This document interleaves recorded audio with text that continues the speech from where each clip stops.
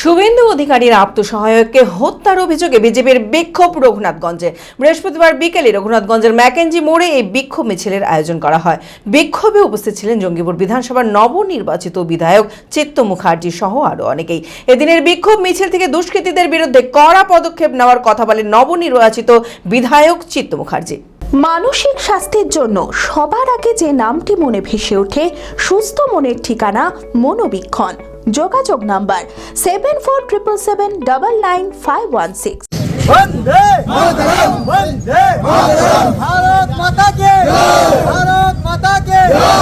বুধবার রাতে শুভেন্দু অধিকারীর আত্মসহায়ক চন্দ্রনাথ রথকে কয়েকজন দুষ্কৃতী এসে হত্যা করে। তারপর থেকেই গোটা রাজ্য জুড়ে প্রতিবাদ মিছিলে সামিল হয় বিজেপির কর্মী সমর্থকেরা। সেই মতো বৃহস্পতিবার রঘুনাথগঞ্জের ম্যাকেঞ্জি মোড়ে বিজেপির কর্মী সমর্থকেরা মিলিত হয়ে বিক্ষোভের সূচনা করে।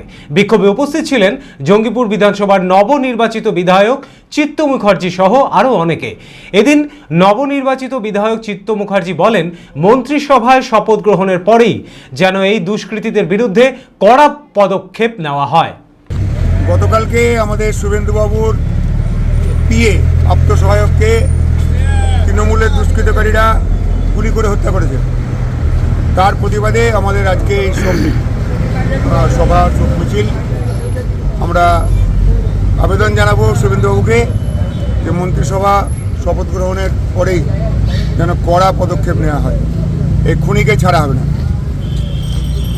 এই জন্যই আমাদের আজকে শোক সভা।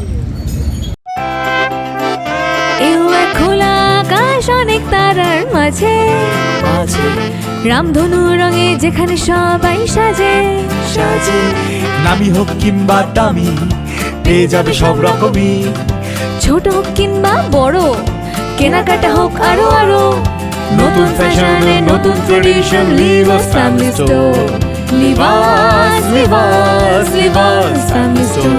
লিবাস কাতাই বহরমপুর মুর্শিদাবাদ।